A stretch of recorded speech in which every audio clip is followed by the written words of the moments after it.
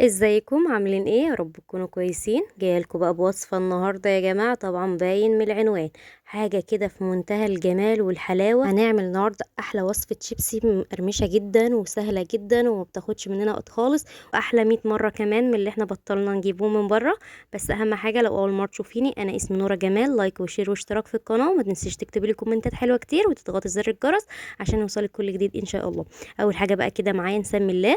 معايا حله كده حطيت فيها ملح، معلقه ملح كبيره او الصغيره زي ما انتي طبعا الكميه بتاعتك، وحطيت فيها نص ليمونيه بقشرها ومعلقه شطه ومعلقه كمون. معايا بقى البطاطس بتاعتي متقشره ومغسوله. اهم حاجه اول ما تقشريها تغسليها وتنضفيها خالص، علشان احنا هنبشرها بالشكل ده. هنقطعها شيبسي يعني، وبعد كده هنحطها في الميه على طول من غير غسيل تاني. احنا مش عايزين نحط غسيل، مش هنغسلها تاني خلاص.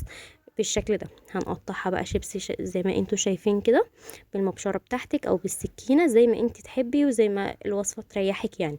احنا خلاص عملناها اهي. انا طبعا ما غسلتهاش تاني، سبت بقى الميه على النار تغلي.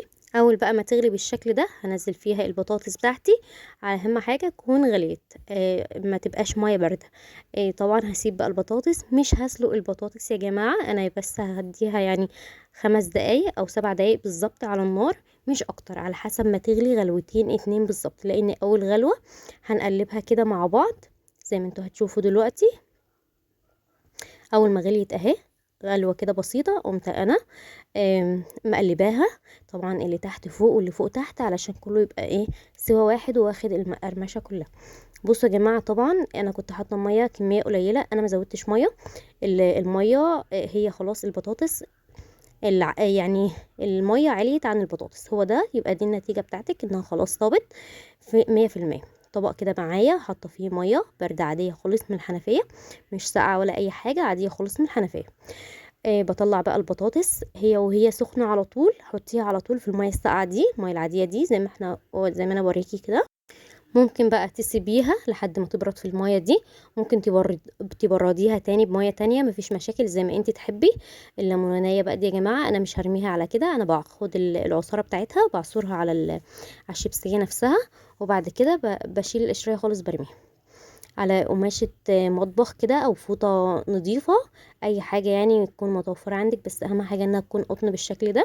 وافردي عليها البطاطس بعد ما احنا بردناها من المية السخنة. بعد ما بردت بصوا يا جماعة، البطاطسية مش مسلوقة ومش نية، هي واخدة يعني حاجة كده بسيطة خالص في المية السخنة. فردت بقى البطاطس كلها معاكم اهي. هجيب بقى النص التاني من الشال او من القماشة او من الفوطه بتاعه المطبخ، وبتك عليها كده انها تشرب الميه خالص. اهم حاجه تكون انها قطن كده يا جماعه علشان تشرب الميه على طول وما تاخدش منك وقت خالص. بنشفها بقى كده بالشكل اللي انتوا شايفينه ده. بفضل اتك عليها كده، مش بتك عليها جامد، لا انا بتك عليها بشويش كده علشان تنشف خالص. بعد ما نشفت اهي، بصوا يا جماعه البطاطسايه نشفت خالص معايا وما عادش يعتبر فيها ميه. بجيب طبق واحط فيه معلقتين من النشا.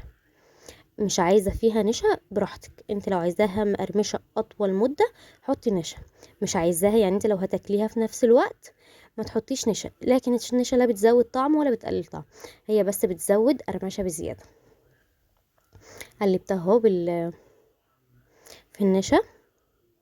بعد كده حطيت الطاسه على النار تسخن بقى براحتها لحد ما قلبته كده في النشا زي ما انتوا شفتوا. وبعد كده الزيت يقدح معاكي او يسخن معاكي زي ما انتي شايفه يعني. وبعد كده حطي البطاطس بتاعتك. اهم حاجه بقى في الوصفه بتاعتنا ان احنا م... اكيد طبعا في ناس كتير عامله مقاطعه وكده، احنا طبعا عاملين ده بديل المقاطعه، احنا كمان هنعمله باطعام، مش بس شيبسي بس، لا انت هتعمليه باطعام. وتحداكي ان انت لو جربتيه فعلا نفس اللي بره ويمكن احسن شويه، علشان كمان ما فيهوش مواد حافظه. وكمان حاجه ما انتش خايفه تاكليها، لا براحتك هتاكلي وتشبعي منها خالص. ومش هتشرب زيت كتير علشان النشا اللي احنا حاطينه. بقلبها اهو لحد ما تحمر خالص. طيب حسب ما انت عايزه اللون، طبعا عايزاه احمر شويه، ذهبي شويه، ابيض شويه. هي بصي اول ما اتحطت في النار خلاص كده بقت مقرمشه. انت لو تلاحظوا المعلقه اللي بتتقلب بيها دي يا جماعه يعني مقرمشه جدا، يعني خلاص ما عادش فيها حاجه طريه خالص. بطلعها بقى على مناديل المطبخ كده علشان لو فيها بواقي زيت ولا حاجه من المعلقه بس اللي انا مطلعاها ما تبقاش في البطاطسايه نفسها. شلت الكميه الاولانيه وبعد كده حطيت كميه تانية، وطبعا احنا ممكن نخزنوها بالنشا عادي في الفريزر. بصوا يا جماعه، بصوا الشيبسيه نفسها بتتكلم عن نفسها، بتتفرفت بطريقه فظيعه. حطيت بقى، كان عندي طعم الجبنه، بحب طعم الجبنه بصراحه، فعشان كده حطيت طعم الجبنه. حطيت بقى كده شويه ملح صغيرين. مش عايزه ملح مفيش مشاكل، على حسب انتي اللي انت عايزاه، بس ما اثروش فيها بصراحه. بصوا يا جماعه، خروشه بقى وطعم وجمال وريحه، كانت كل حاجه فيها بجد. الوصفه دي بجد ما فيهاش اي غلطه، بجد لو جربتيها مش هتندمي. حاجه حلوه قوي وبديل اللي بره، وبأطعام طبعا ممكن تحطي اي طعم انت تحبيه تاني، مش لازم بس الجبنه، اي حاجه انت تحبيها. كلي بقى منها واشبعي، وطبعا السحور جاي وكل يوم عايزين شيبسي، طبعا مش هنبطلوه.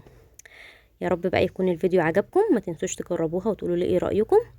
وطبعا ما تنسونيش بقى في اللايك والاشتراك وتضغطوا زر الجرس وتكتبوا لي كومنتات حلوه كتير. لو عندكم وصفات قولوها لي واحنا نعملوها بأقل التكاليف ان شاء الله.